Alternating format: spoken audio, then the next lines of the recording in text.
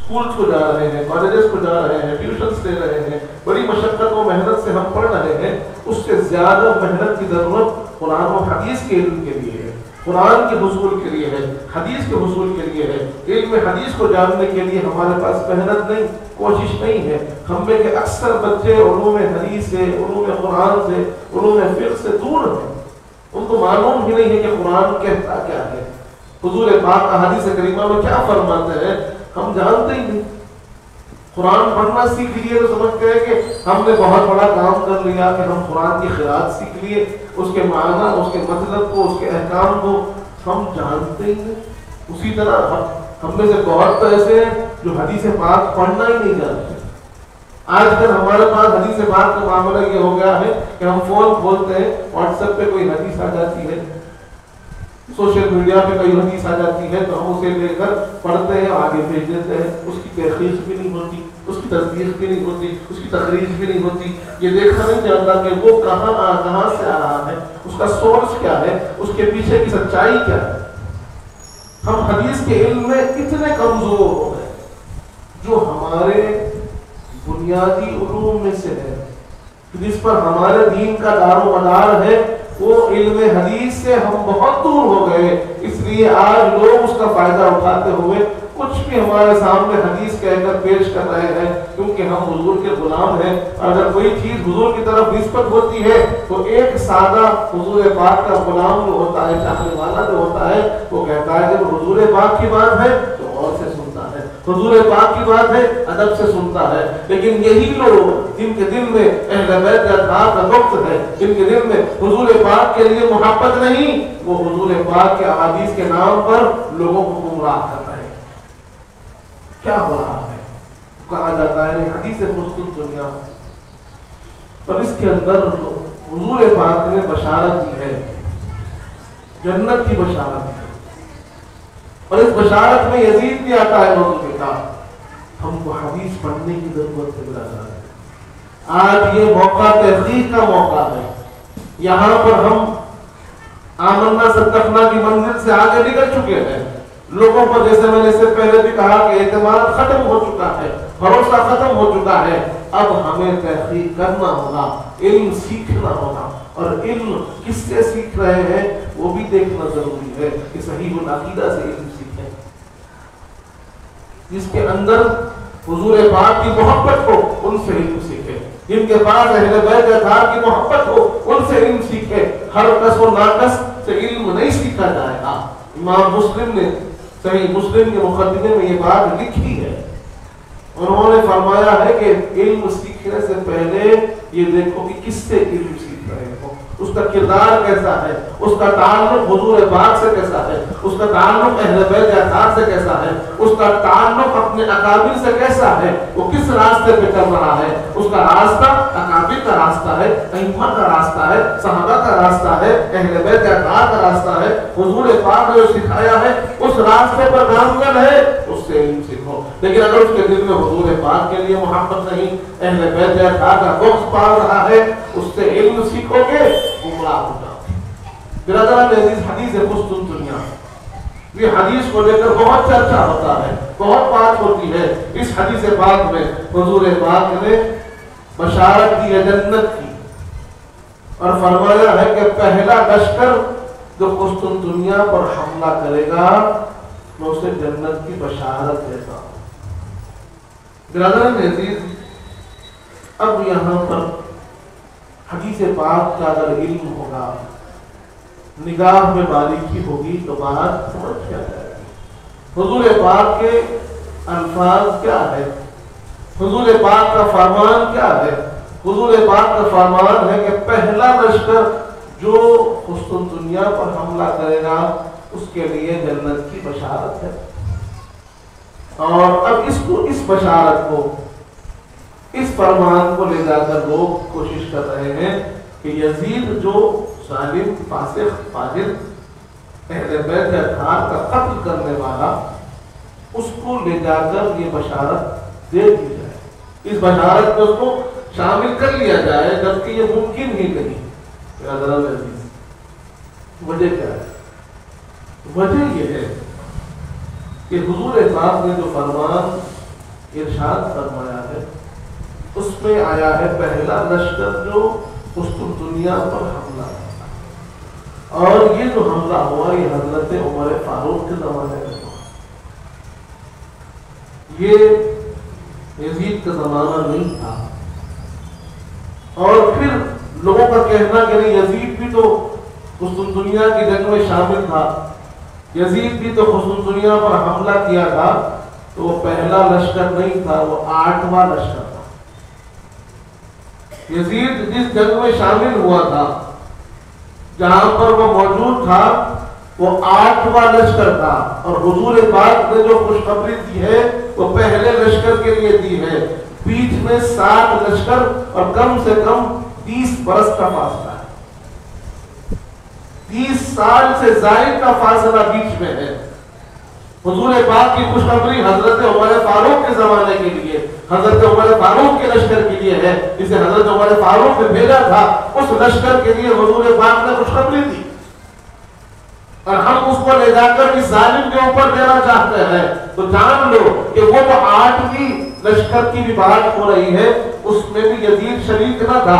تاریخ اٹھا کر دیکھیں تو ہم کو معلوم ہوگا، تاریخ کے صفحے اس بات کی گواہی دیں گے کہ لشکر نے چڑھائی کر دی، قسطنطنیہ پر قبضہ ہو گیا، سارا کچھ معاملہ ختم ہونے کے بعد لوگوں نے کہا کہ یزید تو بھی تو شامل ہو جا تاکہ تیرا بھی نہ مر جائے۔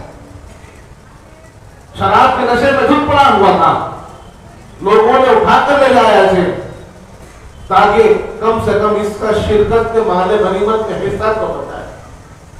برادران عزیز، کس چیز کو کہاں پر موڑا جا رہا ہے؟ کس کے لیے یہ کوششیں ہو رہی ہے؟ جن کے لیے سینکڑوں احادیث کریمہ ہماری رہنمائی کر رہے ہیں، ان سے محبت کا کوئی دم نہیں بھرتا، جن میں ان کے لیے محبت نہیں جاگ رہی ہے۔ قرآن جن کے محبت کے حکم دے رہا ہے، ان کے لیے محبت کا کوئی اہمیت نہیں۔ قرآن جن کی پاکی کو بیان کر رہا ہے، ان سے تعلق پیدا کرنے کی کوشش نہیں۔ البتہ جو ان نفوس قدسیات کو بھوکا پیاسا رکھ کر شریک کر، ان کو تکلیف دیا، دین اسلام کے جو نظام ہے اس کو بگاڑ دیا، فسق و فجور کو عام کر دیا، گناہ کو عام کر دیا، نماز کو تبدیل کر دیا، احکام قرآن کو توڑ مروڑ کر لوگوں کے سامنے پیش کرنے لگا۔ ایسے فاسق و فاجر پر آج لوگ کوشش کر رہے ہیں کہ اس کو بچایا جائے، اس کو جنت کی طرف لے جایا جائے، اس کو صحابہ کے صف پہ کھڑا کر دیا جائے، کم سے کم تابعین کو بنا دیا جائے۔ یہ کوشش کی وجہ کیا ہے؟ وجہ یہ ہے کہ ان کے دل میں اہل بیت کا وقت ہے، کیونکہ بظاہر اس میں کوئی خوبی نہیں، کسی کی تعریف کے لیے کچھ خوبی چاہیے، ظاہری حسن چاہیے، عمل چاہیے، کردار چاہیے، اخلاق چاہیے، علم چاہیے، کچھ نہ کچھ خوبی ہونی چاہیے۔ لیکن جب ہم کردار یزید کو دیکھتے ہیں، اس میں سوائے خرابی کے کچھ نظر نہیں آتا۔ باوجود تمام خرابیوں کے لوگ کوشش کر رہے ہیں۔ وجہ یہ ہے کہ دل میں جو چھپا ہوا بغض اہل بیت ہے، اگر براہ راست اہل بیت پر نشانہ نہیں لگا پا رہے ہیں، کیونکہ ان کے کردار اتنے بلند ہیں، ان کے اخلاق اتنے بلند ہیں، ان کے اندر اتنی خوبیاں ہیں کہ اگر کوشش کر بھی پاتے، کوئی کہنا بھی چاہتا تو کہہ نہیں پاتا۔ تربیت حضور پاک نے کی، اخلاق حضور پاک نے دیے، اہل بیت اطہار کا سارا معاملہ حضور پاک سے جڑا ہوا ہے، اس لیے ان کی طرف براہ راست نشاندہی نہیں ہو پا رہی ہے۔ پھر کیا کریں؟ جو ان کے مخالف تھا، جو ان سے دشمنی کیا تھا، جو ان سے جنگ کیا تھا، اس کی تعریف کی جائے۔ وہی بات بولی کہ فاسق و فاجر کی تعریف کرنے کی لوگ کوشش کر رہے ہیں، جبکہ قرآن کہتا ہے، قرآن کی آیت کریمہ ہم کو سمجھا رہی ہے۔ قرآن فرماتا ہے ان الذین یعصون اللہ ورسولہ لعنهم اللہ فی الدنیا والآخرہ وعد لهم عذابا مہینا، کہ یقیناً وہ لوگ جو اللہ اور اس کے رسول کو تکلیف دیتے ہیں، اللہ نے دنیا میں ان پر لعنت بھیجی ہے اور آخرت میں ان کے لیے ایک ذلت آمیز عذاب کو تیار رکھا۔ اللہ رب العزت واضح طور پر فرما رہا ہے کہ جو مجھے تکلیف دے اور جو میرے حبیب پاک صلی اللہ علیہ وآلہ وسلم کو تکلیف دے، دنیا میں اس پہ لعنت ہے اور آخرت کو اس کا ٹھکانہ جہنم ہے۔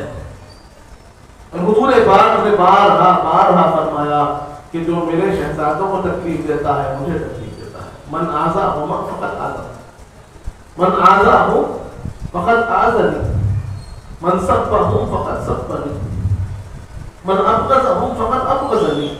جو ان کو تکلیف دے مجھے تکلیف دے رہا ہے، جو ان سے بغض رکھتا ہے مجھ سے بغض رکھ رہا ہے، جو ان سے جنگ کر رہا ہے مجھ سے جنگ کر رہا ہے. بار بار حدیث پاک حضور پاک سنا رہے ہیں، سمجھا رہے ہیں کہ ان کی محبت کو مجھ سے جدا مت جانو، یہ میرے جگر کا ٹکڑا ہے، یہ میرے جسم کا حصہ ہے، یہ میرا حصہ ہے، یہ الگ نہیں ہے. حسین منی وانا من حسین، حسین مجھ سے ہے میں حسین سے ہوں. من احبہما فقد احبنی، من احبنی احبہ اللہ. تو ان سے محبت کرتا ہے مجھ سے محبت کرتا ہے، جو مجھ سے محبت کرتا ہے اللہ اس سے محبت کرتا ہے. من ابغضہما فقد ابغضنی، من ابغضنی ابغضہ اللہ. جو ان سے بغض رکھتا ہے مجھ سے بغض رکھتا ہے، جو مجھ سے بغض رکھتا ہے اللہ اس سے بغض رکھتا ہے. برادران عزیز، ان تمام احادیث کریمہ کے بعد بھی لوگوں نے اہل بیت اطہار کو شہید کیا. اس کے باوجود اس شہید کرنے والے کو لوگ آپ بچانا چاہتے ہیں، جبکہ قرآن فرما رہا ہے کہ جنہوں نے میرے رسول پاک کو تکلیف دی وہ لعنتی ہے، دنیا میں اس پر لعنت ہے. اور اسی آیت کریمہ کی روشنی میں امام احمد بن حنبل رحمۃ اللہ علیہ رضی اللہ عنہ فرماتے ہیں کہ یزید کافر ہے، لعنتی ہے، جہنم کے عذاب کا مستحق ہے. ائمہ اس بات پر بالکل راضی ہے کہ یزید لعنتی ہے، ظالم ہے، فاسق ہے، فاجر ہے. امام احمد بن حنبل نے فرمایا وہ کافر ہے کہ جس نے امام حسین علیہ السلام کو شہید کیا اس کا ایمان سے کوئی تعلق نہیں. برادران عزیز، ہمارے بزرگوں نے، ہمارے اکابر نے، ائمہ مجتہدین نے اس مسئلے کو واضح کر کے سمجھا دیا. اس کے بعد بھی جس کے دل میں اہل بیت اطہار کا وقت ہوتا ہے پھر وہ ان مسائل کو اٹھا کر کہتا ہے کہ نہیں، ہمیں چاہیے کہ خاموشی اختیار کی جائے، ہمیں چاہیے کہ تھوڑا خیال کیا جائے، ہمیں دیکھنا چاہیے، سوچنا چاہیے. ارے کبھی اپنے والوں کے لیے بھی سوچا ہے؟ ارے یہاں حضور پاک کے گھر والوں پر جس نے شہید کیا اس کے بارے میں سوچتے ہو؟ پر قرآن نے دو حکم دے دیا. احادیث کریمہ میں حضور پاک نے فرما دیا انا حرب لمن حاربتم وسلم لمن سالمتم. اے اہل بیت جو تم سے جنگ کرتے ہیں، حضور پاک فرماتے ہیں میں اس سے جنگ کا اعلان کرتا ہوں. حدیث پاک کے الفاظ ہے. اور جو تمہارے ساتھ سلامتی سے رہتے ہیں میں اس سے سلامتی کا اعلان کرتا ہوں. حدیث پاک کے الفاظ پر بھی ہم سمجھتے نہیں. حضور پاک فرما رہے ہیں جو ان سے جنگ کرا، حضور پاک فرماتے ہیں میں اس سے جنگ کا اعلان کرتا ہوں. اور جس سے حضور پاک جنگ کرتے ہو، جنہوں نے اہل بیت اطہار کو شہید کیا، آج لوگ اس کی تائید میں کھڑے ہیں. ارے اگر اسے اس بات پر یہ سمجھنا آئے، ان کو یہ بات پر سمجھنا آئے کہ اس کا ظلم کربلا میں بہت بڑا تھا، اہل بیت اطہار کو شہید کرنا، امام حسین کو شہید کرنا، امام حسین جیسی ذات گرامی پر ظلم و زیادتی کرنا، بھوکا پیاسا رکھ کر ان کے بچوں کو شہید کر دیا گیا، اور خود امام پاک کی ذات کو شہید کر دیا گیا جو افضل ذات تھی. اس وقت سب سے زیادہ کوئی افضل ترین ذات تھی تو امام حسین کی ذات. کائنات میں سب سے زیادہ معزز کوئی ذات تھی تو امام حسین کی ذات تھی. حضور پاک کے سب سے زیادہ شہید اس وقت کوئی تھے تو امام حسین تھے. اور ان تمام چیزوں کے بعد اسے خیال نہ آیا اور شہید کر دیا. اور لوگوں کو پھر بھی اگر دکھتا ہے کہ نہیں یزید ظالم نہیں، اس کا ظلم اتنا بڑا نہیں، ذرا تاریخ اٹھا کر دیکھیے.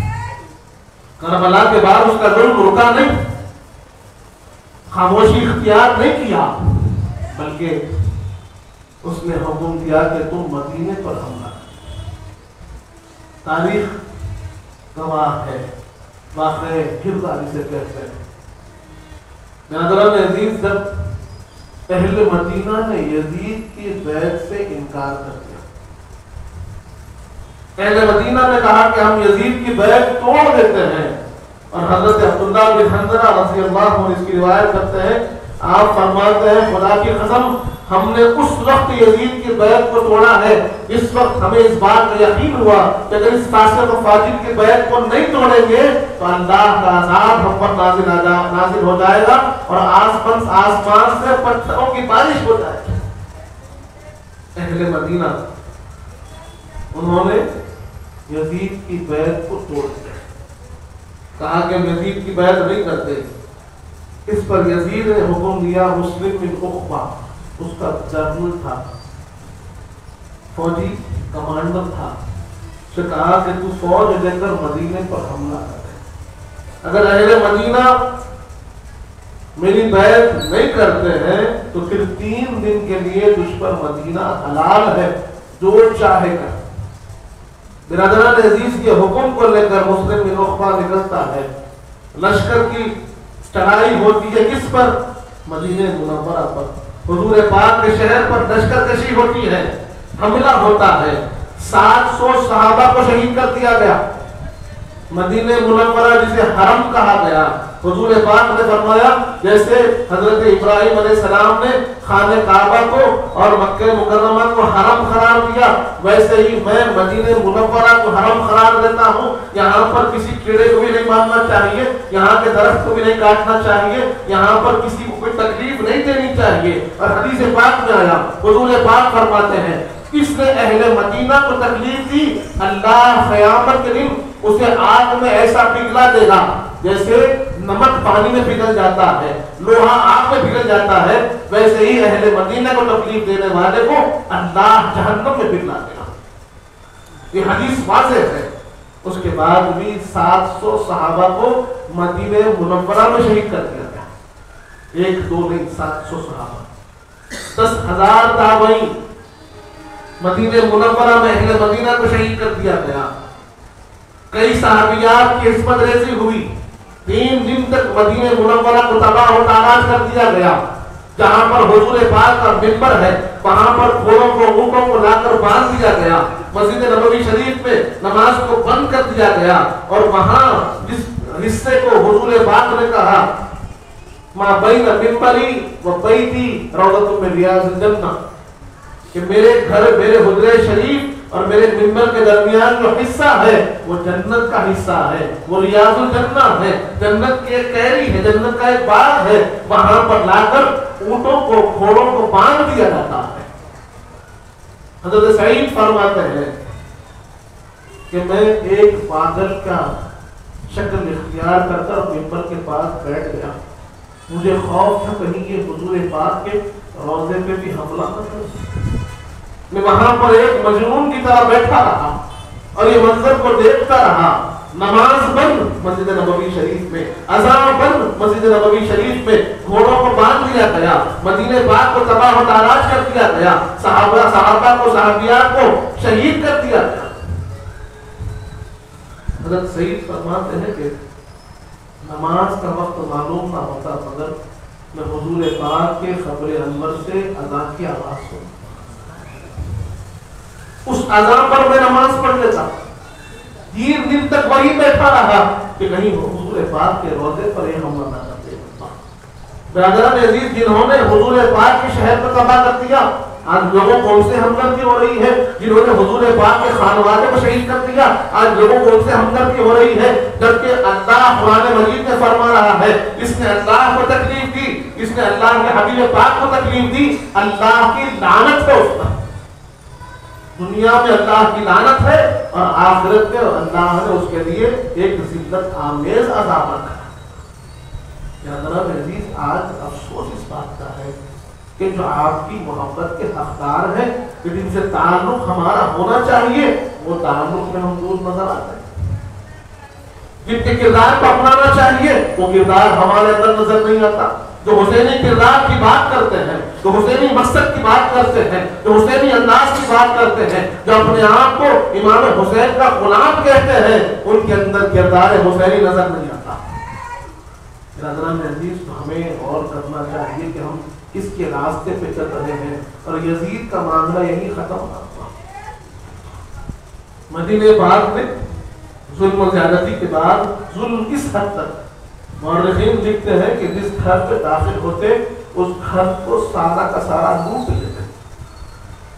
ایک صحابی رسول کے گھر داخل ہوئے.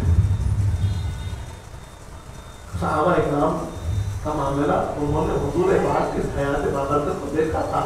ان کے گھر میں بہت زیادہ ساز و سامان نہیں ہوتا تھا, مال و متا نہیں ہوتا تھا. کچھ آتا تو اللہ کی راہ میں خیرات کر دیتے. صحابی رسول کے گھر میں داخل ہوئے, کچھ نہ ملا, کچھ نہیں تھا, نہ کھانے کو کھانا تھا, نہ سامان تھا, نہ ساز تھا, لوٹنے کے لیے کچھ نہ ملا. تو صحابی رسول کی داڑھی کاٹ دی.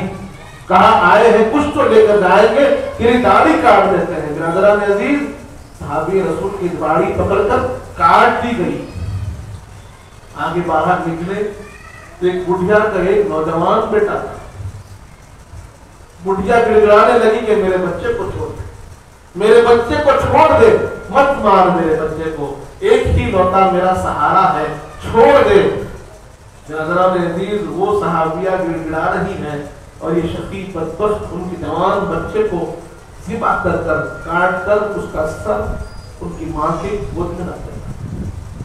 ماں کے دل سے آواز نکلی, پروردگار اگر مجھے موقع ملے تو میں اس کی ضرور بدلا لوں, اور یہ مسلم میں نخبہ جس نے میرے بچے کو قتل کیا ہے میں اسے قتل کر کر شہا دوں. یہ ظلم, یہ زیادتی, یہ ظلم کی انتہا ہے. یہ کہ ماں کے سامنے بچے کو کاٹ کر گود پہ ڈال دیا جا رہا ہے, اور ایسے لوگوں سے محبت کی جا رہی ہے, ان کی تعریف کی جا رہی ہے, ان کو بتانے کی کوشش کی جا رہی ہے جنہوں نے نہ حضور کے گھر کا خیال رکھا, نہ حضور کے شہر کا خیال رکھا, نہ حضور کے صحابہ کا خیال رکھا, نہ مدینے والوں کا خیال رکھا. ہر ایک معاملے کو تباہ و تاراج کر دیا, اسلامی نظام کو بالکل خراب کر دیا. برادران عزیز, اب اللہ بھی اپنے قدرت کے رشتے ضرور دکھاتا ہے. یقیناً یہ عالم الاسباب ہے, یہاں پر جو بوئیں گے وہی کاٹیں گے.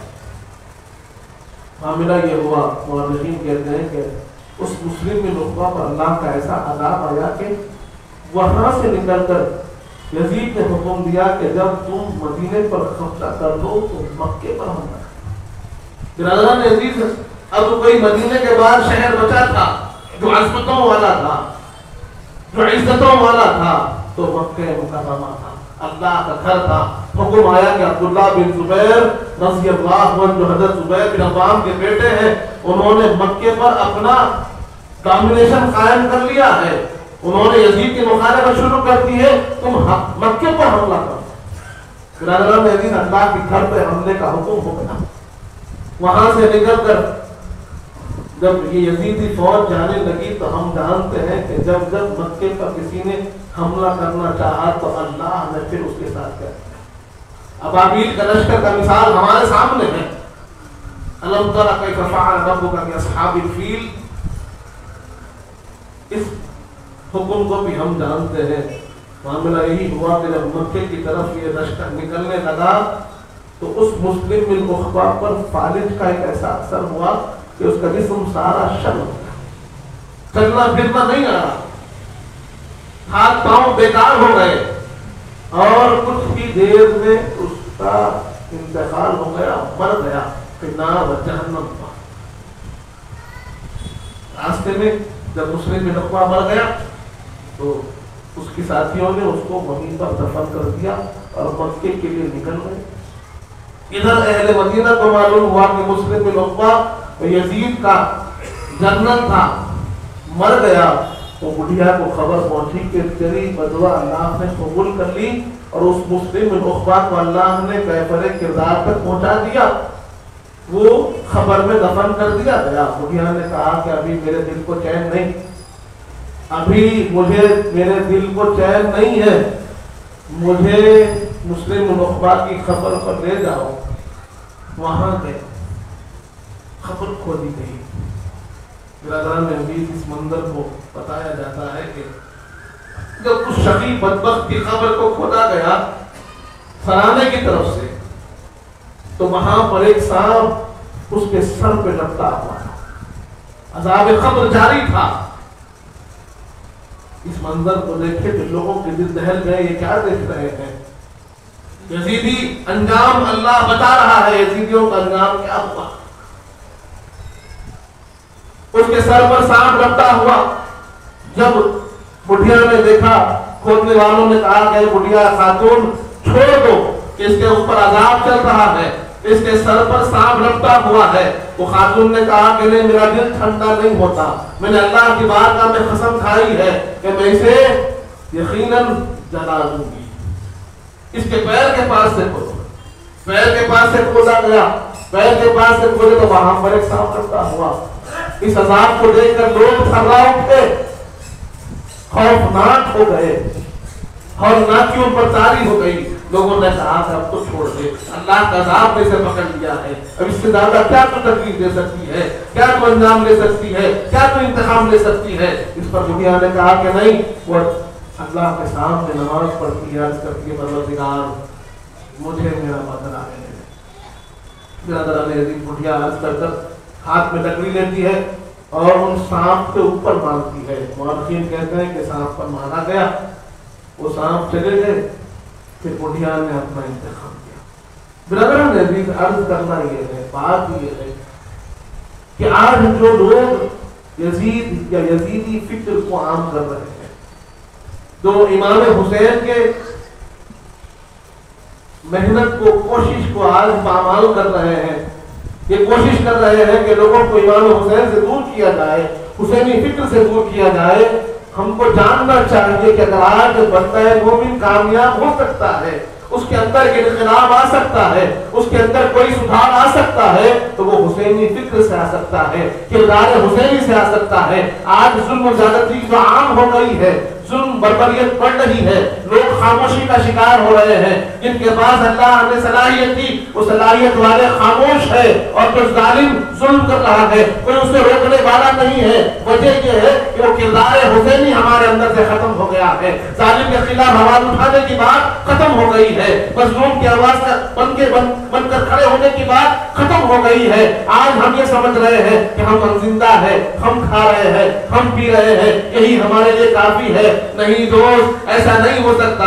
اگر آدمی ایسا خود غرض ہو جائے گا، انا پرست ہو جائے گا، خود اپنی خوشی کو دیکھے گا، دوسرے کی تکلیف کو محسوس نہیں کرے گا، تو پھر یہ یزیدی فکر بڑھتی چلی جائے گی۔ جب تک کہ ظالم کے خلاف نہ کھڑا ہوا جائے گا، تب تک ظلم ختم نہیں ہوگا۔ برادران عزیز، اس لیے ضرورت ہے کہ آدمی حسینی کردار کو سمجھے، حسینی فکر کو سمجھے، اپنے اندر تبدیلی لائے، اچھائی، سچائی، حق پرستی اپنے اندر ہو، ہمارے اندر بزدلی نہ ہو۔ بزدلی آج عام ہو رہی ہے۔ وجہ یہ ہے کہ ہم مادہ پرست ہو رہے ہیں، مال و متاع کو سب کچھ سمجھ رہے ہیں، دنیا کو سب کچھ سمجھ رہے ہیں۔ نہیں، دنیا فانی ہے، فنا ہونے والی ہے، ختم ہونے والی ہے۔ ہم کو وہ دکھانا ہے، رب کے سامنے جانا ہے، آخرت میں سارے فیصلے ہونے والے ہیں۔ اگر فکر آخرت نہ ہوگی، قبر کی فکر نہ ہوگی، دنیا سے دوری نہ ہوگی، تو پھر مشکل ہے، وہ کامیابی مشکل ہے۔ اور حضور پاک نے فرما دیا کہ تمہارے لیے کامیابی کیا ہے؟ اگر چاہتے ہو کامیابی تو مثل اہل بیتی کسفینۃ نوح من رکب فیہا نجا ومن تخلف عنہا غرقا، کہ میری اہل بیت کی مثال کشتی نوح کی مانند ہے، جو اس میں سوار ہو گیا کامیاب ہو گیا، جو ان سے دور ہو گیا ڈوب گیا۔ برادران عزیز، پر اللہ کا شکر ہے کہ اللہ نے ہمیں حضور پاک کی محبت عطا فرمائی، اہل بیت اطہار کی محبت عطا فرمائی۔ ہم صحابہ کرام کے راستے پہ چلنے والے ہیں، ہم اولیاء اللہ کے راستے پہ چلنے والے ہیں، تو ہمارا کردار، ہمارا اخلاق بھی ویسے ہی ہو، ہمارے زندگی کے جینے کا سلیقہ بھی ویسے ہی ہو، اسی طریقے پہ چلنے والے بنے جو اہل بیت اطہار کا راستہ ہے، جو فکر امام حسین کی فکر ہے، حسینی فکر والے بنے، سچے حسینی بنے، تو یقیناً ہم دنیا و آخرت میں کامیاب ہوں گے۔ اللہ تعالیٰ سے دعا مانگے جب تک زندہ اسلام پر رکھ، موت ایمان پر دے، وقت لگا حضور پاک صلی اللہ علیہ وآلہ وسلم کا دیدار نصیب فرمائے۔ ہمیں نیک اور صالح متقیوں پر اذکار بنا، ہمارے گناہوں کو معاف فرما، ہمارے گناہوں کو نیکیوں سے تبدیل کرنے والے، ہم میں جو پریشان حال ہے ان کی پریشانیوں کو دور فرما، ہم میں جو بیمار ہے انہیں شفا کاملہ عطا فرما، ہم میں جو مخلوق ہے ان کے خلقوں کو عطا فرما۔ جو بچیاں بیٹھی ہوئی ہے ان کا نصیبہ نیک فرما، جن کی شادیاں ہو چکی ہے ان کی زندگیوں میں خوشیاں عطا فرما، جو کچھ کہے ہیں جو کچھ سنے ہیں اس پر عمل کرنے کی توفیق عطا فرما۔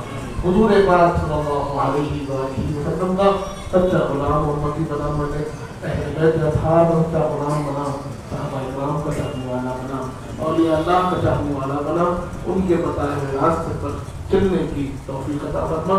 وصلی اللہ تعالی علی خیر خلقہ سیدنا محمد وعلی آلہ وصحبہ وسلم، والحمد للہ رب العالمین۔ سرکار آپ کا محتاج کرم ہے، نسبت کی قسم ہے، نسبت کی قسم ہے۔